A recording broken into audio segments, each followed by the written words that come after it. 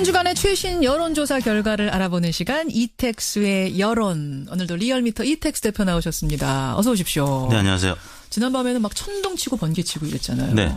그 천둥 번개가 막 치는 그 순간에 저한테 여론조사 결과를 카톡으로 보내주셨어요. 네, 그렇습니다. 그 시간까지도 사무실에 계시는 거예요? 11시에도? 밤 11시? 어제는 주일이었기 때문에 주일 밤에는 재택근무.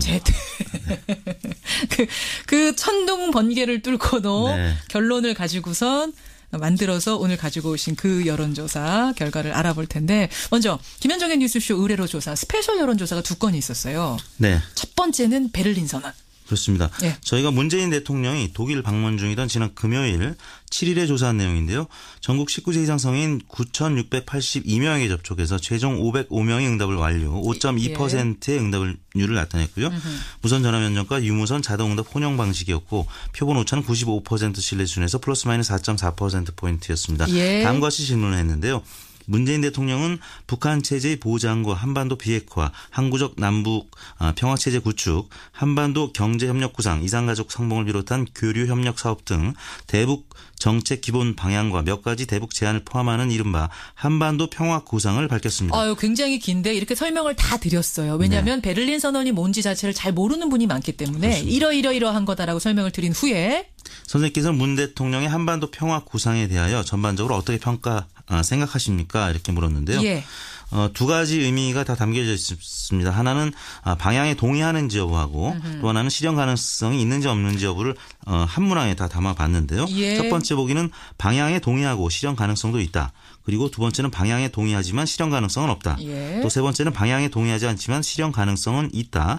마지막으로 방향에 동의하지 않고 실현 가능성도 없다. 이런 보기로 물었습니다. 그러니까 문재인 대통령의 베를린 선언이란 건 제재도 제재지만 평화가 같이 가야 한다 이런 거거든요. 그래서 이산 가족도 만나야 하고 네. 교류 협력 사업도 계속해야 되고 이런 내용이 담겨 있어요. 그러니까 이 방향은 동의해도 힘들 거야. 실현 가능성은 의아해하는 분도 계실 수 있고 또 두 개 다 찬성하는 분, 둘 다 반대하는 분도 계실 수 있단 말입니다. 어떻게 결과가 나왔나요?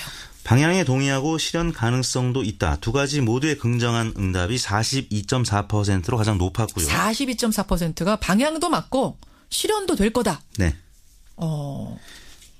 그리고요. 두 번째는 방향에 동의하지만 실현 가능성은 없다는 의견이 23.8%로 두 번째를 기록했고요. 예. 방향에 동의하지 않고 실현 가능성도 없다. 두 가지 부정한 응답이 17.2%로 세 번째로 나타났고요. 방향도 그 방향 아니고 네. 대화와 제재 같이 가는 거 아니고 실현도 안 될 거다. 17.2%.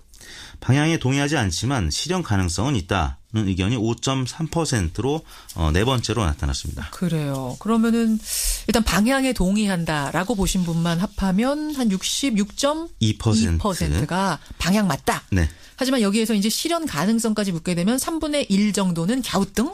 그렇습니다. 실현은 어려울 거야. 이렇게 보시는 거예요. 어떻게 분석해 보셨습니까?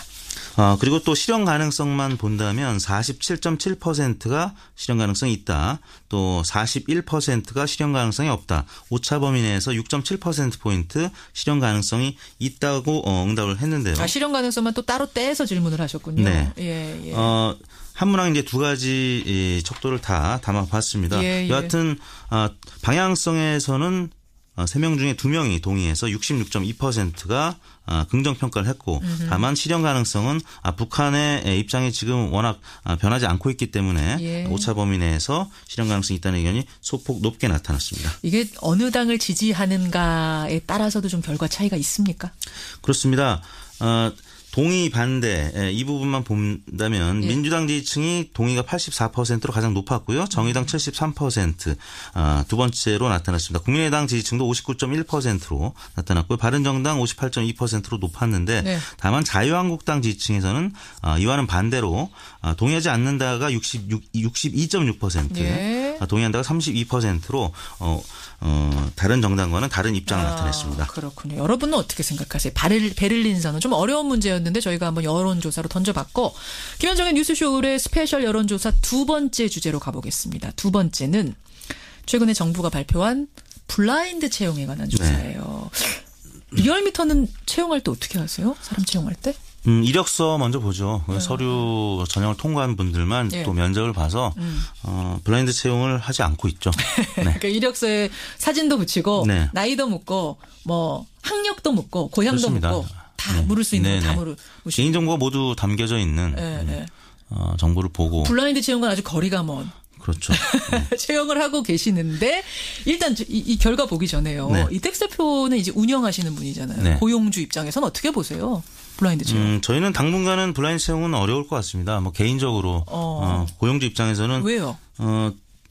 이 직원들이 뭐 지금 한 20-30명 정도밖에 안 되는데 네, 그중에 사실 한 명만 또 잘못 채용을 해도 회사에는 큰 영향이 있기 때문에 여러 가지 면들을 꼼꼼하게 보고 채용하는 편이거든요. 그래서 아직까지는 실천을 안 해봤습니다만 좀 그런 면에 대한 두려움이 있습니다. 고용주들 입장에서는 블라인드 채용이 쉬운 건 아니라 이런 네. 말씀이시군요. 선뜻 아무것도 안 보고 채용한다는 게. 네. 그렇지만 일반 국민들 여론은 다를 수 있어요. 그렇죠. 어떤 결과가 났습니까? 이렇게 물었습니다. 최근 정부는 입사 지원서의 출신 지역과 학교, 나이, 사진 등을 기재하지 않고 면접에서도 묻지 않는 이른바 블라인드 채용을 공공기관과 지방 공기업에 전면 도입하기로 했습니다. 예. 선생님께서는 이와 같은 채용 방식에 대해 어떻게 생각하십니까? 이렇게 물었는데요. 차별을 없애고 공정한 채용 기회를 제공함으로 찬성한다는 의견이 68%, 10명 중에 7명가량으로 나타났고요. 예. 객관적 평가가 어렵고 역차별을 일으킬 수 있어서 반대한다.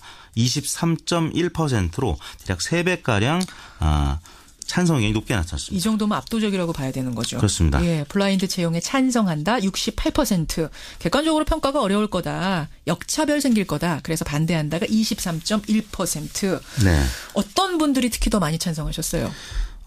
대체로 보면 서울 또 지방으로 나눠서 본다면 지방 특히 이제 광주 전라가 찬성 74.4%, 대구 경북이 74%, 경기 인천이 68%. 예, 예. 뭐 대략 지방이 아무래도 취업의 기회 요인이 적기 때문에 그렇죠. 이런 의견이 나타난 것 같고요. 연령별로는 30대, 40대, 20대가 찬성 의견이 압도적으로 높았습니다. 반면에 60대 이상은 상대적으로는 높지 않았고요. 제가 속한 40대 같은 경우는 예. 80.1%가 찬성했고 저와 의견이 같은 의견은 16.3%에 그쳤습니다. 굉장히 소수 의견이세요. 네. 16.3%. 여러분 어떻게 생각하십니까? 블라인드 채용.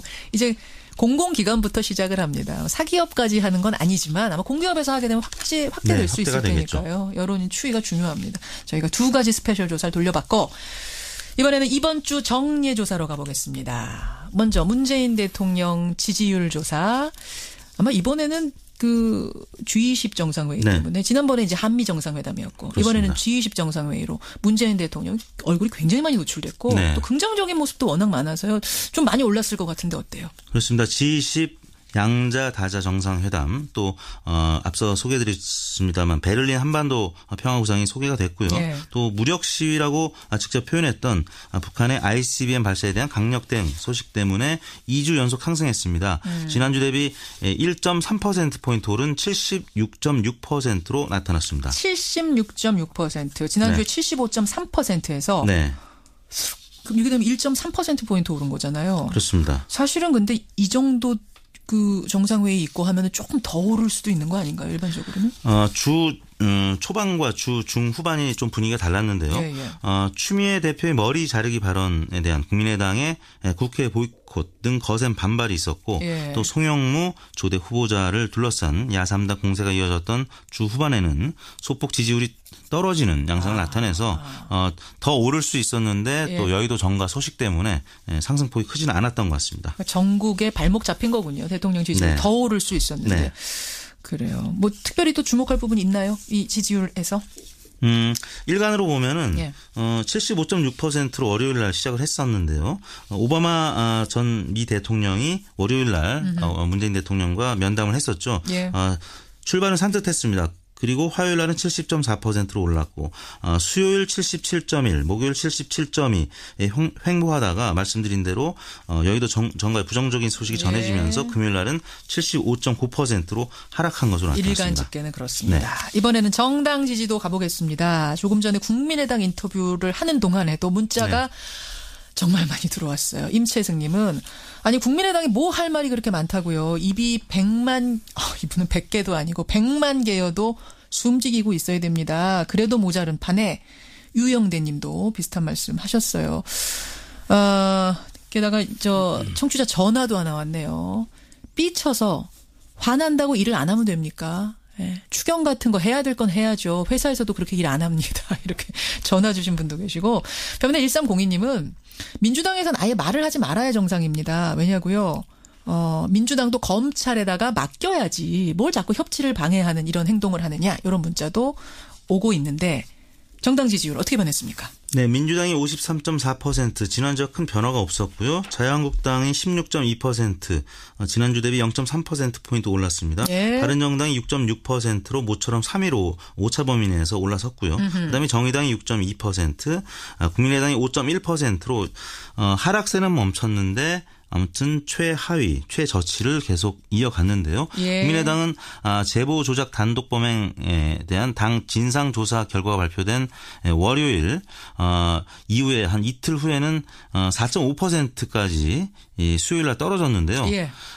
추미애 민주당 대표의 머리 자르기 발언이 있은 다음부터는 소폭 반등을 해서 5.1%로 마감이 됐습니다. 여전히 최하위입니다. 네. 정의당, 바른정당보다 낮은 5.1 기록하고 있는데 다만 지난주에도 5.1. 네. 더 떨어지는 것만 지금 살짝 멈춘 상태. 네, 일간으로는 4.5%까지 떨어졌다가 다시 머리 자르기 발언 때문에 좀 반등한 근데 이게 것 지금 같습니다. 어제의 그 구속영장 청구는 안 들어간 거잖아요. 그렇죠. 반영이 안 된 거기 때문에 네. 지금 어떻게 됐을지 구속영장 청구가 또 어떤 결과를 만들어낼지는 조금 더 봐야 될 것 같습니다. 네.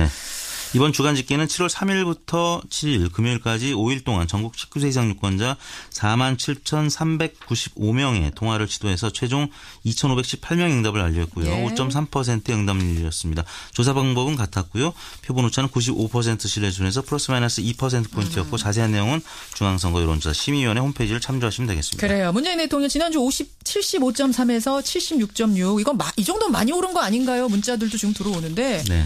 예, 사실은 올랐죠. 지난주부터 2주 연속으로 상승하는 겁니다. 다만 더 많이 오를 수도 있었다. 이 부분을 지적한 거고요. 네. 예, 여러분의 의견도 고맙습니다. 그리고 이택스 대표 네. 지금도 비 많이 와요, 밖에? 제가 올 때까지는 좀 많이 오는 왔어요. 편이었습니다. 네, 잘 뚫고 가시기 네, 바랍니다. 수고하셨습니다. 네, 감사합니다.